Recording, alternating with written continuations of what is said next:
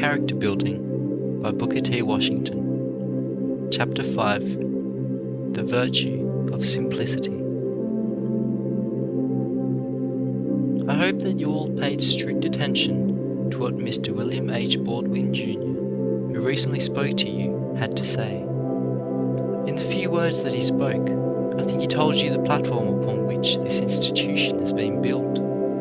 You will remember that he laid a great deal of stress upon the importance of the institution remaining simple, of keeping that degree of simplicity and thoroughness that it has always possessed.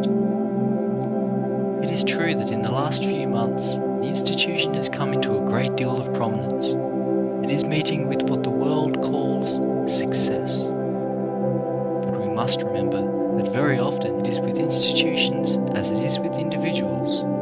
Success may injure them more than poverty. Now, this institution will continue to succeed. Will continue to have the goodwill and confidence and cooperation of the best and wisest and most generous people in the country, just so long as its faculty, its students, and all connected with it remain simple, earnest, and thorough. Just as soon as in any department there are indications that we are beginning to become what the world calls stuck up, just so soon will the people lose confidence in us and will fail to support us. Just so soon will the institution begin to decay.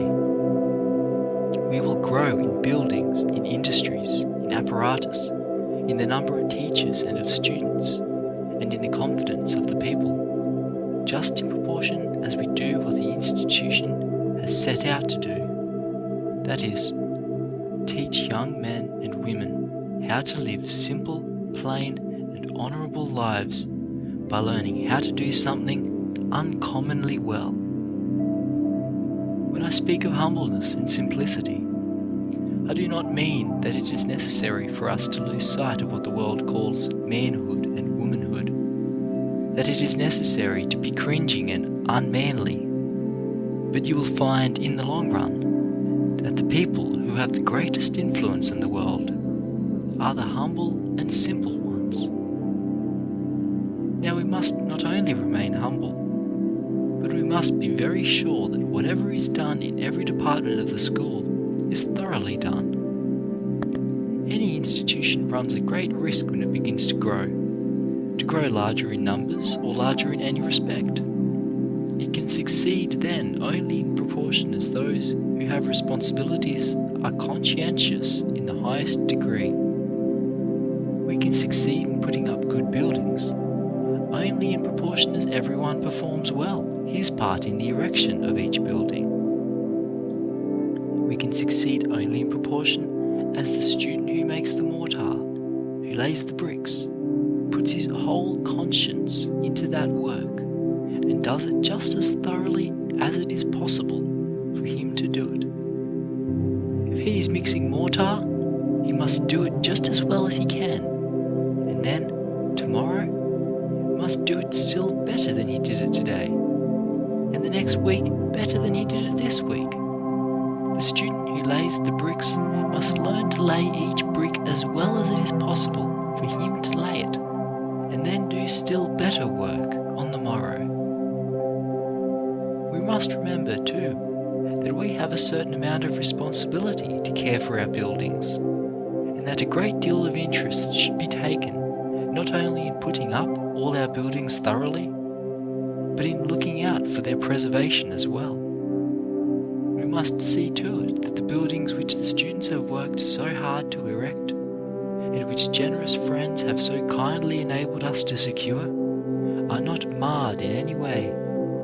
You must make new students know that this property is yours, and that every building here is yours. No student has any right to mar in any way what you have worked so hard to erect, and your friends have been generous enough to provide. If you find a student drawing a lead pencil across a piece of plastering which you have put on, you must let that student know that he is destroying what you have worked hard to create, and that when he destroys that building, he is destroying something which students yet to come should have the opportunity of enjoying. want to be sure that in every industry, in every department of the institution, there is simplicity, humbleness, and thoroughness. Whatever is entrusted to you to do in the industrial departments, in the classrooms, be sure that you put your whole heart into that thing. We do not expect to have fine, costly buildings, nor do we want to have them. But we do expect to have well-constructed buildings and attractive buildings. And if we can go on in this simple, humble way, the time will come when we shall have all the buildings we need. Just in proportion as our friends see that we are worthy of these good things, they will come to us.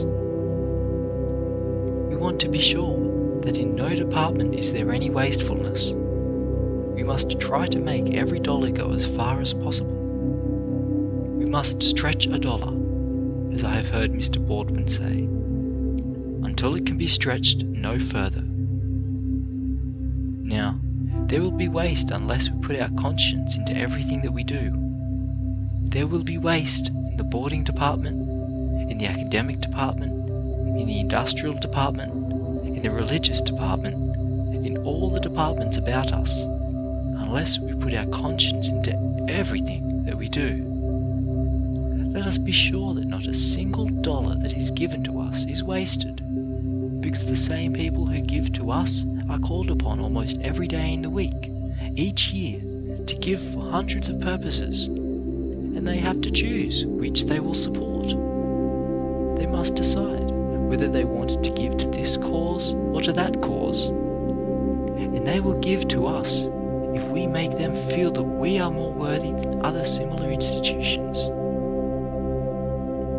We want also to be sure that we remain simple in our dress and in all our outward appearance. I do not like to see a young man who is poor and whose tuition is being paid by someone and who has no books, sometimes has no socks, sometimes has no decent shoes, wearing a white, stiff, shining collar, which he is sent away to be laundered. I do not like to ask people to give money for such a young man as that. It is much better for a young man to learn to launder his collars himself than to pretend to the world that he is what he is not. When you send a collar to the city laundry, it indicates that you have a bank account. It indicates that you have money ahead and can afford that luxury. Now, I do not believe that you can afford it, and that kind of pretense and that kind of acting do not pay.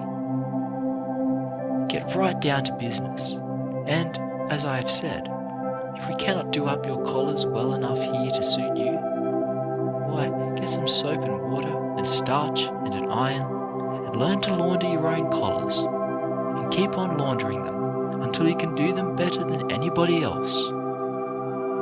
I am not trying to discourage you about wearing nice collars. I like to see every collar shine. I like to see every collar as bright as possible. I like to see you wear good, attractive collars.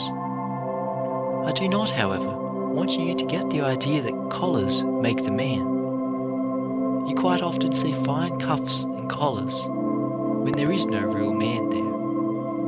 You want to be sure to get the man first. Be sure that the man is there.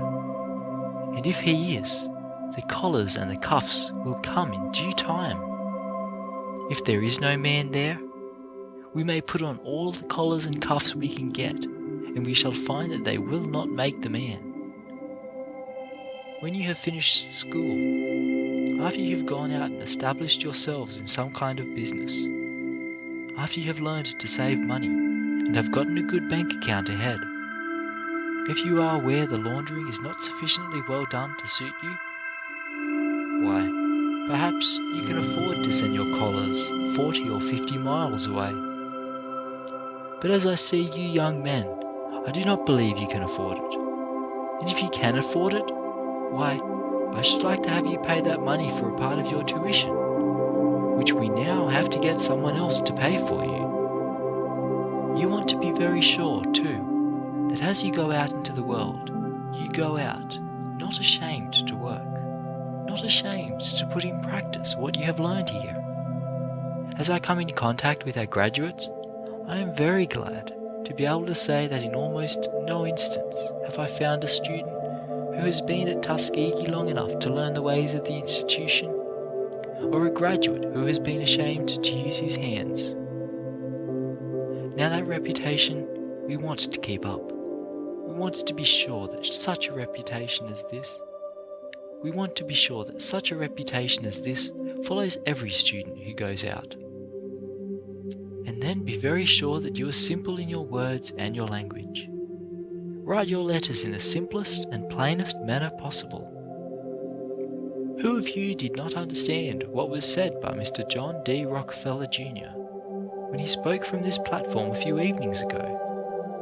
Was there a single word or a single reference or figure of speech that he used that you did not understand the full force of or did not appreciate?